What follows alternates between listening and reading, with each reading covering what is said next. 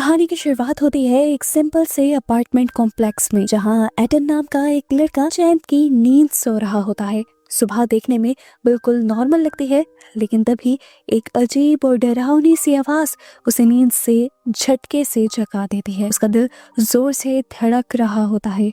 समझ नहीं आता कि ये आवाज कहाँ से आई। वो बिस्तर से उठता है और डरते हुए दरवाजे के सुराख से बाहर झांकता है, पर हॉलवे बिल्कुल खाली होता है। दिल में एक अजीब सा डर लिए वो टीवी ऑन करता है, जहाँ पर अब कोई प्रोग्राम स्क्रीन पर नहीं आ रहा था, बस चल रही थी तो एक इमरजेंसी वार्निंग कि सब अपने घर पर रहे, कोई भी बाहर ना निकले। वो हैरान भी होता है और थोड़ा डर भी जाता है। अभी वो ये सोच ही रहा होता है कि बाहर से लोगों की जोर जोर से चीखने की आवाजें आने लगती हैं। एडन भागकर बालकनी में जाता है। नीचे का मंजर देखकर उसके पैरों तले जमीन खिसक जाती है। लोग इधर उधर पागलों की तरह भाग रहे थे। हर तरफ चीखों पुकार मची हुई थी। सब कुछ तहस नहस हो गया था। लोग एक दूसरे को बेदर्दी से जानवरों की तरह काट कर खा रहे थे। तभी अचानक एक हेलीकॉप्टर कंट्रोल खो बैठता है और सामने वाली एक बिल्डिंग से टकरा कर क्रैश हो जाता है। ये धमाका इतना तेज था कि एडन पूरी तरह हिल गया। फिर वो नीचे सड़क पर देखता है, जहाँ भीड़ में एक छोटी बच्ची थी। उसे लगा कि वो भटक गई होगी, लेकिन अगले ही पल वो बच्ची भयानक तरीके से अपने पास पड़े एक आदमी को जानवरों की तरह काटने लग जाती है और उस पर हमला कर देती है। ये देखकर एडन डर जाता है और समझ जाता है कि अब ये जो लोग उसे नजर आ रहे हैं, ये इंसान नहीं रहे बल्कि ज़ॉम्बीज़ बन चुके हैं। डर के मारे एडन वापस अंदर भागता है और बालकनी लॉक कर देता है। वो जानता था कि वायरस तेजी से फैलता है, कहीं ये वायरस उसे भी शिकार न बना ले। अब वो डर रहा था, उसके सांस फूले हुए थे। वो भी अपने आप को नॉर्मल ही कर रहा था कि तभी उसके मेन डोर पर जोर जोर से नॉक होने लगी। एडन डरते डरते सामने गया तो वहाँ पर उसका नेबर था। इंसानियत के नाते उसने दरवाजा खोल लिया, क्योंकि उससे पहले उसके नेबर ने उसे यकीन दिलवाया था कि मैं इन्फेक्टेड नहीं हूँ। वो आदमी बताता है कि मेरे दोस्तों ने मुझ पर हमला कर दिया था, लेकिन मैं किसी तरह बच आया। एडन जो इस टाइम उसके पीछे पीछे था, उसकी गर्दन पर वो काटने का निशान देख लेता है और समझ आता है कि ये आदमी भी कुछ देर में वही ज़ॉम्बी बनने वाला है। एडन अभी सोच में ही था कि वो क्या करे कि वहाँ आदमी की आंखें सफेद पड़ने लगी। एडन ने अपनी सेफ्टी के लिए एक चाकू उठा लिया और जैसे ही वो आदमी बाथरूम से बाहर निकला तो वायरस ने उसकी बॉडी पर असर दिखाना शुरू कर दिया।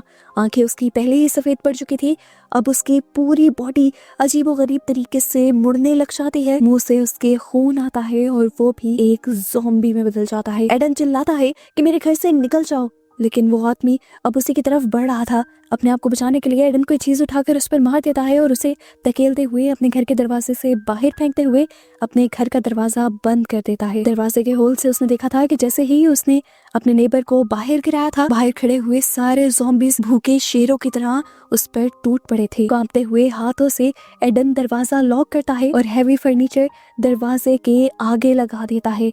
वो डर भी रहा था और उसे ये भी एहसास था कि वो अपने इस फ्लैट में पूरी तरह अकेला है। मैसेजेस चेक करने पर उसे अपने पेरेंट्स के टेक्स्ट मिलते हैं। उन्होंने लिखा था कि शहर खत्म हो रहा है, सभी रास्ते बंद हैं, हम तुम तक नहीं आ सकते, बस तुम घर के अंदर रहना और जिंदा रहना। ऐसे ही शाम हो जाती है। डिप्रेशन और टेंशन उसे खाने लगी थी। अपने आप को नॉर्मल रखने के लिए और स्ट्रॉन्ग रखने के लिए वो बहुत से मोटिवेशनल नोट्स लिखता है और पूरे घर में चिपका देता है। वो अपने घर का सारा खाना एक जगह सेव करता है और उसे कुछ इस तरह से डिवाइड करता है कि वो इसी खाने को ज्यादा से ज्यादा दिन खा सके। दिन गुजरने लगते हैं और एक हफ्ता बीत जाता है। वो रोज लैपटॉप पर वीडियो डायरीज रिकॉर्ड करता है ताकि उसे ऐसा महसूस हो कि वो किसी से बात कर रहा है। रोज वो पेरेंट्स को कॉल करने की ट्राई करता है, पर कोई जवाब नहीं मिलता। पानी खत्म हो जाता है, यहाँ तक कि पानी के नल भी सूख जाते हैं। एक एक कतरा पानी आना भी बंद हो जाता है। अब तो खाना भी ना के बराबर बचा था। उसे लगता है कि वो इस शहर का आखिरी इंसान है। एक दिन जब वो कंप्यूटर यूज कर रहा होता है, तभी उसे छत से कोई आवाज आती है। वो अपने आप को तैयार कर रहा था किसी भी खतरे के लिए। एकदम से ऊपर से वेंटिलेशन टूटती है और वेंटिलेशन डक्ट के अंदर से एक ज़ॉम्बी बनी औरत अचानक से एडन के ऊपर हमला कर देती है। वो घबरा कर पीछे हटता है, पर ज़ॉम्बी फिर भी उसके ऊपर हमला करने के लिए आती है। एडन उसके आगे से निकलकर पीछे होकर उसे जख्म देते हुए उसके सर पर कोई चीज मारकर आखिर उसे मार देता है और इस मर्तबा भी बच जाता है। उसने पहली मर्तबा किसी इंसान को मारा था और वो बहुत ही ज्यादा पैनिक कर गया था। वो उस लाश को साइड पे करता है और दोबारा वेंट के सर्फ बोर्ड को ब्लॉक कर देता है और उसके ऊपर टेप शेप भी लगा देता है कि अब के बाद कोई यहाँ पर ना आए। मुश्किलें दिन ब दिन बढ़ती जा रही थी और वो और भी ज्यादा डिप्रेस होता जा रहा था। एक दिन अचानक उसका फोन बजता है और इस टाइम उसकी मॉम का एक वॉइस मेल आया था। उसके दिल में भी एक उम्मीद झांकी। फाइनली उसकी मॉम ने उसे मैसेज कर दिया था। वो मैसेज सुनता है, उसकी मॉम उसे बताती है कि ये ज़ॉम्बी बने लोग उनके शहर के पास आ गए हैं और अब पता नहीं वो कभी जिंदगी में मिल भी पाएंगे या नहीं। उनकी ये बातें सुनकर वो उदास ही हो रहा था कि अगले ही पल मैसेज में अजीब सा शोर सुनाई दिया। ये शोर ऐसा था कि इंसानों का नहीं लग रहा था। साफ जाहिर था कि ज़ॉम्बीज़ उसके मॉम डैड पर हमला कर चुके हैं। इसके बाद आखिर में वो अपने मॉम डैड की मरती हुई चीखें सुन पाता है और ऐसे लाइन कट हो जाती है। एडन के लिए इस पूरे पीरियड का ये सबसे मुश्किल लम्हा था। इतने दिन उसने अपने मॉम डैड की कॉल का इंतजार किया और जब कॉल या मैसेज आया अभी तो उनके मरने का। एडन वहीं जमीन पर गिर गया। अब तो उसकी जीने की उम्मीद भी टूट गई थी। उसकी फैमिली भी नहीं रही थी, इसीलिए उसने भी सुसाइड करने का फैसला किया। उसने कैमरा ऑन किया और उसने अपनी शक्ल देखी जो बिल्कुल सूख चुकी थी। उसने अब वीडियो रिकॉर्ड करना शुरू की और कहा, मैंने बहुत कोशिश की लेकिन अब मेरे अंदर हिम्मत नहीं बची। पहले पानी खत्म हुआ था, फिर खाना खत्म होने वाला है, बिजली भी चली गई है और भूख प्यास से तड़प तड़प कर मरने से अच्छा है कि मैं एक ही मर्तबा खुदकुशी कर लूं। ये कहकर वो वीडियो बंद करता है और रस्सी का फंदा बनाते हुए वो कुर्सी पर चढ़ जाता है। लेकिन इससे पहले कि वो अपनी जान लेता, उसकी नजर सामने वाली खिड़की पर पड़ती है जहाँ सामने वाली बिल्डिंग में एक और लड़की थी, एक जिंदा इंसान जो कि ज़ॉम्बी नहीं थी। और एडन को उसे देखकर ऐसा लग रहा था कि जैसे उसे नई जिंदगी मिल गई हो। उसी टाइम एडन ने सुसाइड का फैसला छोड़ दिया और वो नीचे उतर आया। जल्दी जल्दी में नीचे उतरने के चक्कर में उसका गला भी घुटने वाला था। खांसते हुए वो खिड़की पर भागता है। वो लड़की भी उसे देख लेती है। पहले तो उस लड़की को लगा कि शायद एडन भी एक ज़ॉम्बी है, इसीलिए उसने अपनी खिड़की का पर्दा गिरा लिया। लेकिन एडन को तो यही उम्मीद नजर आ रही थी। एडन ने भी अगले दिन तक खिड़की के सामने बैठकर उस लड़की के खिड़की के पास आने का इंतजार किया और जैसे ही वो लड़की खिड़की के पास आई तो एडन ने पेपर पर हाई लिखकर दिखाया। उस लड़की को भी समझ आ गई कि एडन ज़ॉम्बी नहीं है। उस लड़की की भी अब वही फीलिंग थी जो एडन की थी। वो लड़की भी पूरी एक्साइटमेंट से हाई करती है और यहाँ ये दोनों ही 42 दिनों के बाद एक दूसरे को देखकर मुस्कुराते हैं। एक दो दिन तो ये पेपर पर लिख लिख कर बातें करते हैं। लड़की का नाम ईवा पता चलता है। ईवा एडन से पूछती है कि क्या तुम्हारे पास कुछ खाना है। एडन बताता है खाना तो नहीं है पर पानी है। ऐसे ही कुछ दिन और गुजर जाते हैं और एक दिन तेज बारिश होती है। एडन की खुशी का ठिकाना नहीं था क्योंकि पानी का एक सोर्स मिल गया था। घर के सारे बर्तन बालकनी में रखकर वो पानी जमा कर लेता है और हफ्तों बाद नहाता भी है। उसे पता था कि ईवा के पास भी पानी खत्म हो गया है, इसीलिए वो ईवा तक पानी पहुंचाना चाहता था, लेकिन घर से बाहर वो निकल नहीं सकता था। बहुत सोचने के बाद उसने एक आइडिया लगाया और घर के सारे कपड़े बांधकर एक रस्सी बनाई। उस रस्सी की बॉल बनाते हुए उसने ईवा तक फेंक दी। ईवा ने जैसे ही वो बॉल पकड़ी तो उस रस्सी के जरिए एडन ने ईवा के पास पानी की बोतल पहुंचाई। लेकिन जैसे ही वो पानी की बोतल बालकनी की रेलिंग से टकराई तो वहाँ पर बहुत ज्यादा शोर हो गया और शोर से अट्रैक्ट हो गए ज़ॉम्बीज। रस्सी और रस्सी के पीछे एक जिंदा इंसान को देखकर ये ज़ॉम्बी ईवा वाली बिल्डिंग के ऊपर चढ़ना शुरू हो जाते हैं और एडन भी ये सब देख लेता है। ईवा को बचाने के लिए एडन एक बोतल ज़ॉम्बी के ऊपर फेंकता है ताकि वो उसका ध्यान भटका सके और इस काम में वो कामयाब भी हो जाता है। ज़ॉम्बी का ध्यान अब एडन की तरफ आ गया था और वो अब एडन वाली बिल्डिंग के ऊपर चढ़ने लगा। एडन भी ऊपर से बेसबॉल लेकर तैयार हो गया और जैसे ही वो ज़ॉम्बी उसके करीब आने वाला था एडन ने जोर से वो बेसबॉल उसके सर पे दे मारी और ज़ॉम्बीज इस तरह नीचे गिरकर मारा गया। फाइनली ज़ॉम्बी से तो बच गए थे, लेकिन मसला तो वही था कि अब भूखे और प्यासे थे ये दोनों। एडन को पता था कि खाना ना मिला तो भी मर जाएगा और अगर उसने खाना ढूंढने के लिए थोड़ा सा रिस्क ले लिया तो कुछ % उम्मीद है उसके बच जाने की। ये सोचते हुए फाइनली वो कोई 45 दिनों के बाद घर से बाहर निकलता है और आसपास देखता है तो कोई ज़ॉम्बी नहीं था। उसे अपने नेबर की लाश वहीं जमीन पर पड़ी मिलती है। जल्दी से वो उसकी पॉकेट टटोलते हुए उसकी चाबियां निकाल लेता है ताकि वो उसके घर से कुछ खाना चुरा सके। लेकिन इतने में ही यहाँ पर ज़ॉम्बीज का एक झुंड आने लगा। एडन ने देखा कि उसके पास इतना टाइम नहीं था कि वो अपने अपार्टमेंट में वापस जा सके। ज़ॉम्बीज से बचने के लिए वो वहीं उसी लाश के साथ लेट गया और उसने दूसरी लाश को अपने ऊपर कर दिया और खुद भी मरने का नाटक करने लगा। पुरानी लाश की स्मेल की वजह से ज़ॉम्बीज को लगा कि एडन भी मरा हुआ है, इसीलिए वो एडन को इग्नोर कर आगे बढ़ गए और ऐसे फाइनली उसकी जान बच गई। ज़ॉम्बीज के चले जाने के बाद वो उठकर अब अपने नेबर के घर चला गया था। उसने जाकर देखा कि बेड पर एक लाश थी। उसने ये देखने की जहमत भी नहीं की कि क्या वो लाश कोई ज़ॉम्बी तो नहीं, और वो किचन में चला गया। किचन का सामान देखकर तो उसकी खुशी का ठिकाना नहीं रहा था।